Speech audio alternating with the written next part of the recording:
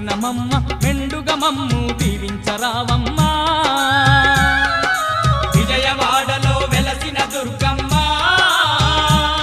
నీ పూజకు పువ్వులు తెచ్చినమమ్మ మెడలో దండలు వేసినమమ్మ మెండుగా మమ్ము దీవించరావమ్మా